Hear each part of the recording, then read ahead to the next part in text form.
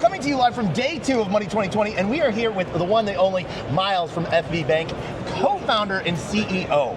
How are you doing today? I'm doing awesome. Thanks for the quick interview here. Dude, it is always great to see you guys. Not only do you show up at Money 2020, we've seen you at DAS, other blockchain events as well. How has Money 2020 been for you so far? It's always been good for us. I think this is our 5th year in a row here as FV Bank, and I've personally been coming here for maybe 20 years when 2020 seemed like a long way out, but yeah, it's always a good event. We get to meet with vendors, with customers and prospective customers, so it's really good for us. Nice. Now, for those that don't know, what is FV Bank? FV Bank is a bank, that's the way we always like to start out, but we're a very special bank. We're really, if you know what a Venn diagram is, we sit in the middle between a bank and digital assets, and we provide that interconnection between the two systems. So, you know, as an example, this is our 3rd year having stablecoins integrated directly to our bank accounts. Yep. So, you know, where else can you open a bank account and get a wallet address included? FV Bank. FV Bank. Now, where are you guys located in the world, and how many branches do you have, and where are you guys regulated? We are based in Puerto Rico. That is our only official office, but we have staff kind of all around the world. Remote. Yeah, remote working. Yep. And our customers are about 40% United States and then 55% rest of the world, with really a concentration in Latin America and Asia. Nice. And how have you guys seen, so the question is, do you guys have a Fed account? We do not. Okay. Yeah. All right. Now, have you seen the fight that Caitlin Long's been going through? And how, are you guys supportive of that, or staying out of the game because you don't want a target on you? We're not in support of fighting with regulators. We think we need to work with regulators. We you know, definitely are pursuing and will pursue a Fed account, but we've figured out how to build our business and grow our business without needing that. Nice. But yeah, I mean, it's something that, you know, the regulatory environment has been complicated and convoluted. I think we're starting to get clarity now. Yeah. We have the Genius Act that's come through, as you will know.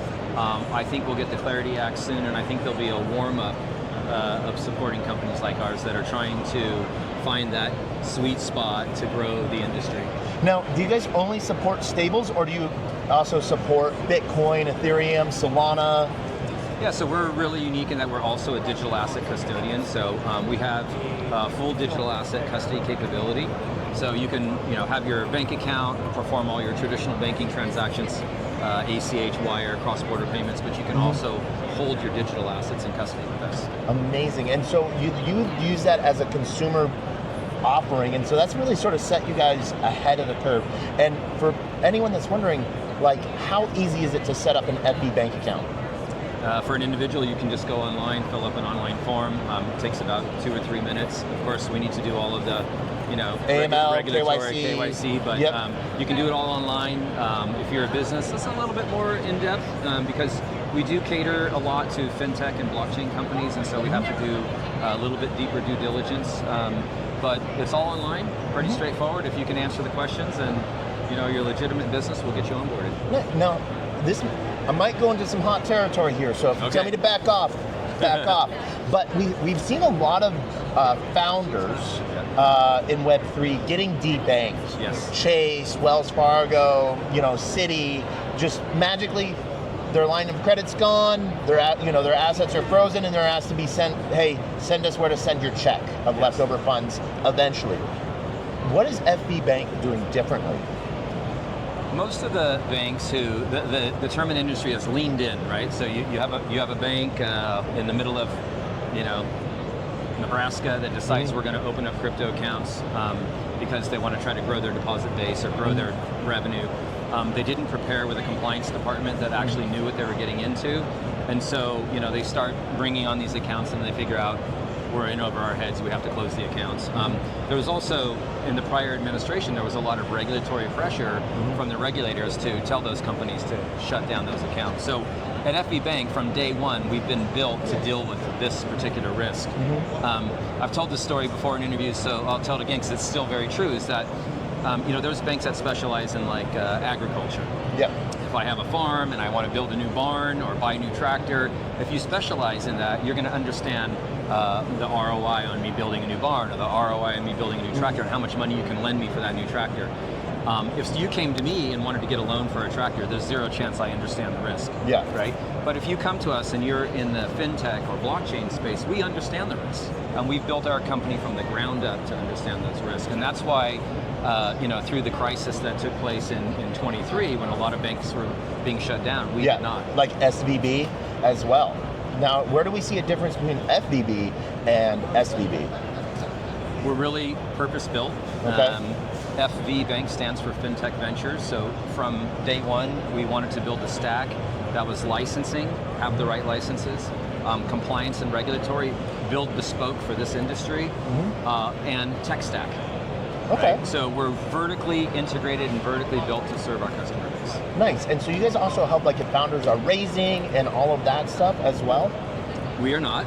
Okay. We are. I'm happy to say that we're a growing and profitable company, and we're not out in the market raising capital right now. No. If founders, you're doing the managed accounts for them if they're raising. Oh yeah. Yeah. Absolutely. I mean, we have a lot of, I'll call them, safe, SAF, or Series A's companies that come to us that need to open up a bank account. They're in the crypto or blockchain space and they need a bank account, and we're certainly there to help them out. Awesome. So what I heard out of all of that though, there's not going to be an FVB bank token. Not in the not in the near future. Yeah, I would never say no, but I do think that the future banking will be completely different, and I think that we're already seeing the transition from traditional bank transfers to blockchain-based banking transactions. It's a large portion of our business today. That is stablecoins coming into the bank or stablecoins going out of the bank. The transaction layer of that is just far more efficient than anything else in the industry today. So I think, in a couple of years from now, the majority of transactions will transact over the blockchain. In one blockchain or another? We're agnostic. We just want, we want to be there, we want to be a facilitator, and we want to do it in a compliant way. Amazing. Now, one of the big changes that we're seeing, obviously, with regulatory changes or regulatory thawing, AI implementation. Yes. How is FB Bank implementing AI, or what is the plan to? So we're very active in this space. We have been implementing, I would like to say our approach is what I call point solutions. So instead of taking it's going to change the world and it's a panacea for everything, we are doing point solutions. So Will it change the world for one person? It will change the world for everybody eventually, I think. But we've been doing point solutions. We use it in our authorization engine. So we're using AI to help us approve transactions more efficiently. We use it in compliance.